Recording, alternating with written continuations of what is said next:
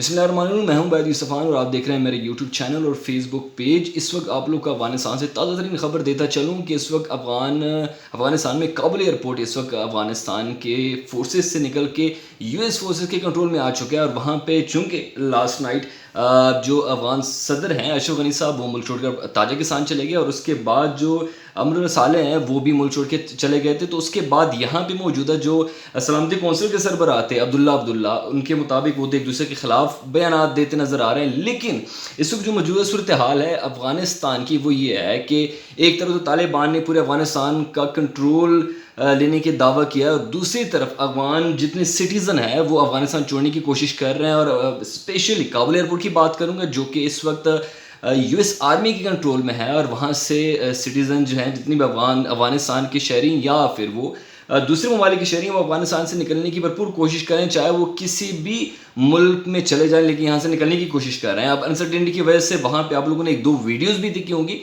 جس میں ایک یو ایس ایئر فورس کے طیارے سے دو بندے گر رہے ہیں۔ کافی کشیدگی کا شکار ہے اس وقت افغانستان، لیکن یہاں پہ دو تین چیزیں ہیں جس کو سمجھنا بڑا ضروری ہے۔ ایک یہ ہے کہ افغانستان میں اس وقت کنٹرول کس کا ہے۔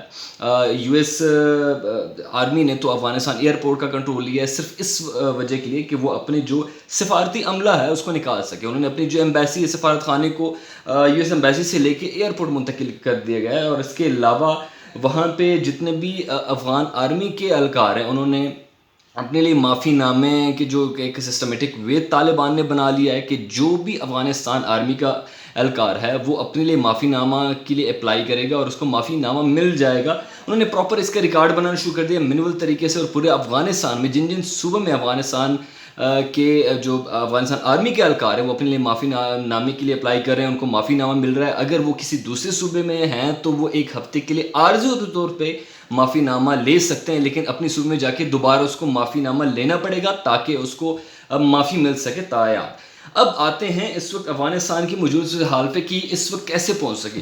ایک جنرل سا ایک پرسیپشن پایا جا رہا تھا کہ افغان جو سیکیورٹی فورسز ہیں اس وقت ان کی تعداد 3.5 لاکھ کے لگ بھگ تھی، جس میں پولیس، ان کی ایئر فورس اور ان کی آرمی شامل تھی، اور جو افغانستان میں طالبان کی تعداد بتائی جا رہی تھی مختلف سورسز سے کہ ان کی تعداد قریباً کوئی 80,000 کے قریب ہے۔ اب 80,000 کا مقابلہ 3.5 لاکھ، تو ساری یہی کہہ رہے تھے، پرسیپشن بھی یہی تھا کہ افغانستان کی آرمی اتنی ویل ٹرینڈ ہے کہ وہ ان 80,000 طالبان کا مقابلہ خود کر سکتے ہیں۔ یہ بات خود پریزیڈنٹ جو بائیڈن نے بھی کہی تھی کہ افغانستان کی آرمی، ہم ان پہ اعتماد کر رہے ہیں اس وقت، اور وہ اس قابل ہے کہ افغانستان میں موجود طالبان کے خلاف وہ لڑ سکتے ہیں۔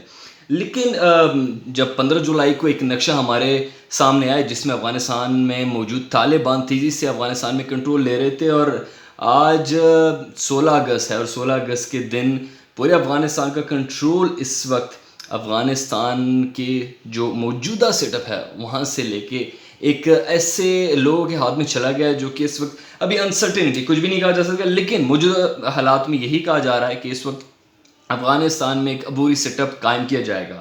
افغان طالبان کی طرف سے یہ کہا گیا ہے کہ عبوری سیٹ اپ کو فی الحال ہم تسلیم نہیں کر سکتے، اور ساتھ ہی ساتھ جو 2-3 چیزیں ہیں بڑے امپورٹنٹ، جس میں ایک تو افغان فورسز ناکام کیوں ہوں گے اتنی جلدی، جتنی امیدیں تھی افغان فورسز سے انڈیا کو، یو کے کو، نیٹو کو، اور اسپیشلی یو ایس آرمی کو، وہ اس لیول پہ نہیں ہوتا رہا ہے۔ تو یہ بڑی ایک شرمندگی کا سامنا کرنا پڑا ہے افغان فورسز کو نہیں بلکہ ان افواج کو، ان اداروں کو جنہوں نے ان کو ٹرین کیا گیا ہے۔ اب بات کریں گے ہم افغان سٹیزن کی، افغان شہریوں کی جو اس وقت قریبی ممالک کا رخ کر رہے ہیں، تاجکستان، ازبکستان، پاکستان سے لے کے جو ازبکستان تک سارے بارڈرز ہیں اس وقت سیل کر دیے گئے ہیں عارضی طور پہ، کیونکہ سارے بارڈرز پہ طالبان آ چکے ہیں تو عارضی طور پہ سیل ہیں۔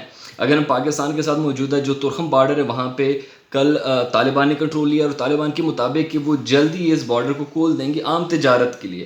اب سوال یہ پیدا ہوتا ہے کہ طالبان کے ہوتے ہوئے افغانستان میں عام امن کس طریقے سے لایا جا سکتا ہے۔ اب اس سچویشن میں جہاں پہ یو ایس فورسز انہوں نے اگست کے اینڈ تک بات کی تھی، اور وہ یقیناً کچھ گھنٹوں میں شاید مکمل طور پہ اپنے سفارتی عملے سمیت نکل جائیں گے، اور یو کے فورسز نے بھی جو اپنے سفارتی عملے سمیت ساری چیزیں وائنڈ اپ کر دیے ہیں اس وقت. میں اگر ایک اور طرف آپ لوگ کا دھیان لیتا چلوں تو وہ یہ ہے کہ اس وقت اسلامی ممالک کا کیا سٹانس ہے. اسلامی ممالک میں اگر ہم بات کریں ایران کی جو پہلے اگر ہم 90s کی بات کریں 2001 کی بات کریں تو اس وقت ایران کے طالبان کے ساتھ حالات کچھ اچھے نہیں تھے, وہ اگینسٹ تھے. لیکن اس وقت ایران کے مذاکرات ہو چکے ہیں طالبان کے ساتھ, اور ان کو یہ تھا کہ ہمیں جو شیعہ کمیونٹی ہے ان کو کچھ نہ کہا جائے. اور اس وقت طالبان کا جو سٹانس ہے شیعہ کمیونٹی کے سے ریلیٹڈ وہ کچھ مختلف ہے, قدر مختلف ہے. تو وہ ایک سیف سائڈ پہ اپنے آپ کو رکھ رہے ہیں. پاکستان کے لحاظ سے اگر ہم پاکستان کی بات کریں تو پاکستان کا ہمیشہ سے یہ سٹانس رہا ہے کہ ہم اس وقت کسی بھی گروہ کی حمایت نہیں کریں گے. جو بھی افغان عوام اپنے لیے پسند کریں گے ہم اس کے ساتھ چلیں گے, اور آگے ایک انٹرنیشنل کمیونٹی کے پوائنٹ آف ویو کو مد نظر رکھ کے ہم اس کو آگے لے کے چلیں گے. بات کریں گے سعودی عربیہ کو. سعودی عربیہ اس وقت ان اسلامی ممالک میں ان کا شمار ہے جو بالکل خاموش ہے. ٹرکی کی اگر ہم بات کریں, ٹرکی نے پہلے بیان دیا تھا کہ ہم افغانستان میں موجود کابل ایئرپورٹ ہے اس کا کنٹرول لیں گے اور اس کو انٹرنیشنل کمیونٹی کے لیے ایک محفوظ طریقے سے ان کا جو نکلنا ہے وہ ہم ممکن بنائیں گے. لیکن وہ بھی اس وقت جو حالات اتنی جلدی چینج ہو گئے اس کا اندازہ شاید کسی کو بھی نہیں تھا.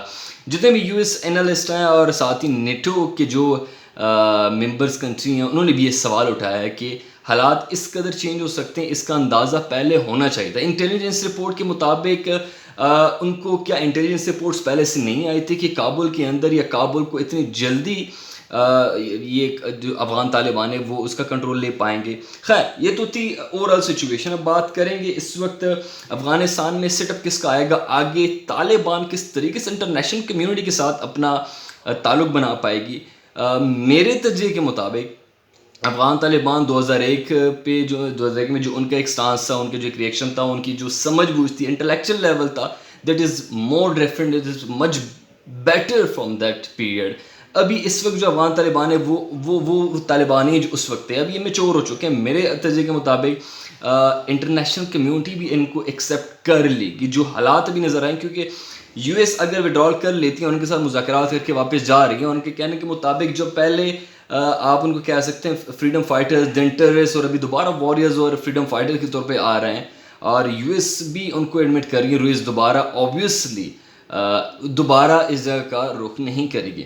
تو انٹرنیشنل کمیونٹی کو بھی یہ ماننا پڑے گا اور ان کو شاید یہ لوگ ایکسیپٹ کر لیں. اور ایک مجھے لگتا ہے کہ آنے والے فیوچر میں افغانستان میں شاید پہلے گورنمنٹ کے مطابق امن آ سکتا ہے. اب بات کریں گے شریعت کس طریقے سے نافذ ہوگی, کس طریقے سے نافذ نہیں ہوگی. مجھے نہیں لگتا کہ اتنے سخت طریقے سے قوانین اور باقی چیزیں لاگو ہوگی اس دفعہ افغانستان میں, چونکہ انہوں نے جو سہیل صاحب ہیں افغان طالبان کے ترجمان, انہوں نے یہ کہا کہ ہم عورتوں کے حقوق کا مکمل طور پہ دفاع کریں گے. اور ساتھ ہی کیونکہ بڑا سوال اٹھ کھڑا ہو جاتا ہے کہ اگر افغانستان میں طالبان کی حکومت جاتی ہے سب سے پہلے جو خطرہ ہوتا ہے وہ افغان وومن اور ان کی جو فیمیل کمیونٹی ان کو ہوگا. تو انہوں نے پہلے سے یہ تحفظات دور کرنے کی کوشش کی, یعنی وہ ان ساری چیزوں کو دیکھ رہے ہیں. اور انہوں نے بھی یہ بات کی کہ ہم انٹرنیشنل کمیونٹی کے ساتھ چلنا چاہتے ہیں, ہم چاہتے ہیں کہ افغانستان میں کوئی دوسرے ممالک انٹرفیئر نہ کریں, ہم اپنے امور اپنے طریقے سے حل کرنا چاہتے ہیں اور دنیا کے ساتھ چلنا چاہتے ہیں. لیٹس سی آگے کیا ہوتا ہے. اگر آپ کے ذہن میں افغانستان سے ریلیٹڈ کوئی آپ پریڈکشن دینا چاہتے ہیں کہ اس طریقے سے ہو سکتا ہے یہ پاسبلٹی ہے, اچھا ہوا برا ہوا اس پہ ہم نہیں جائیں گے, کیونکہ یہ ایک ایسی سچویشن ہے جہاں پہ یہ ہونا ہی تھا اور ایک پری پلانڈ گیم تھا پہلے سے. آگے کیا ہوگا اس بارے میں آپ کیا سوچتے ہیں ضرور کمنٹ سیکشن میں ہمیں بتائیے گا. تھینک یو سو مچ. اللہ حافظ.